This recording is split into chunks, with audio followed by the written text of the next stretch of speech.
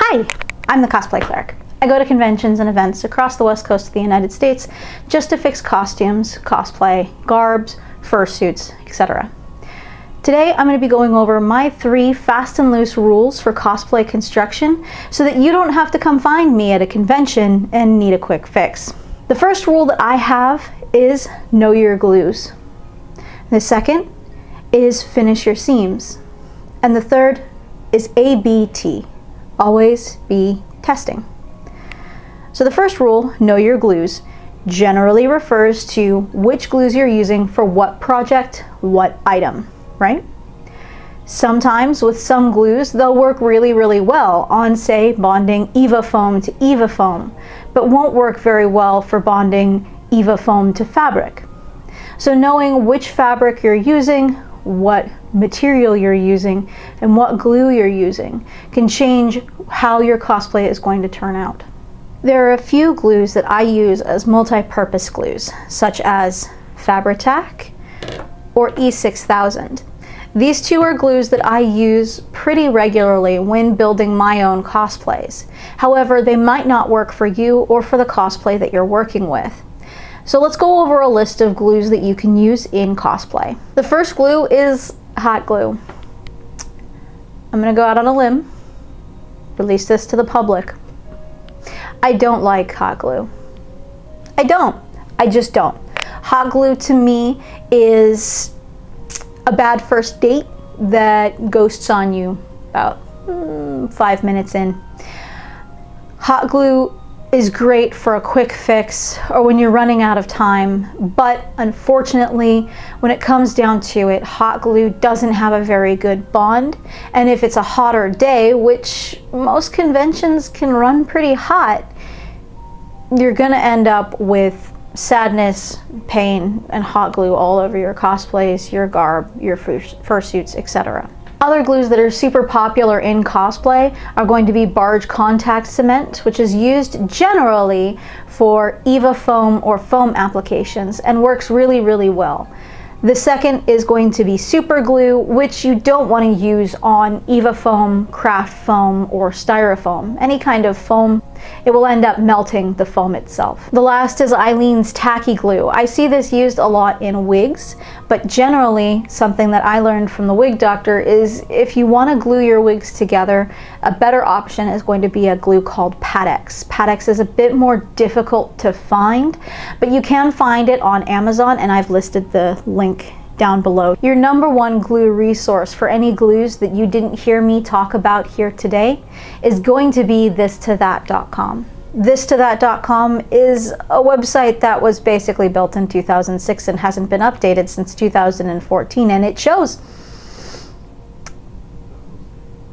It shows. But even unupdated, thistothat.com is going to be the best way to figure out whether or not you're going to be using the right glue for gluing metal to plastic or gluing EVA foam to fabric. The second rule is finish your seams. Anytime you're sewing anything together, whether it be fur or lycra, spandex, doesn't matter, finish your seams. Once you've finished sewing an item together, this is called basting, you're gonna wanna finish the seam. The first thing that you can do is you can just simply iron your seam flat. This will help the garment look a little bit more finished once you're finished sewing it together.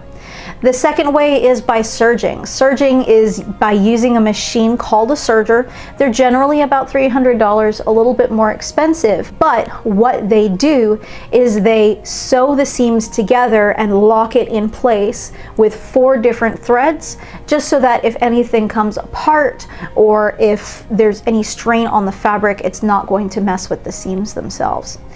Sergers also help a lot when you're working with fabric that tends to fray a little bit more.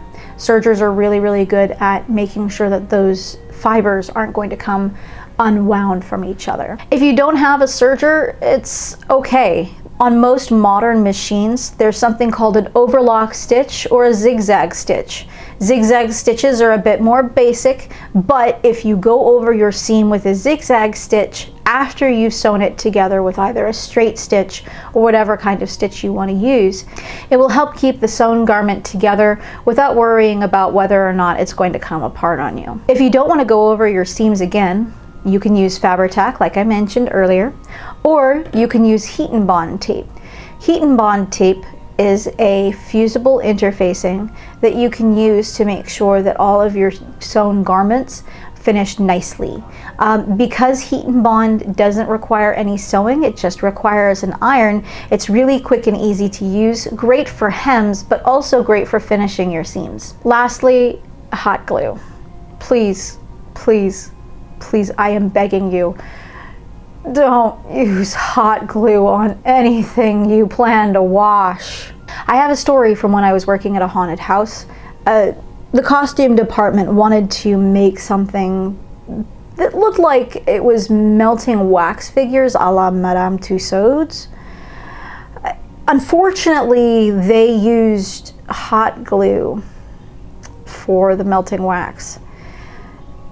And something you may or may not know about haunters is that when they're going around and scaring people, they get really sweaty and really stinky.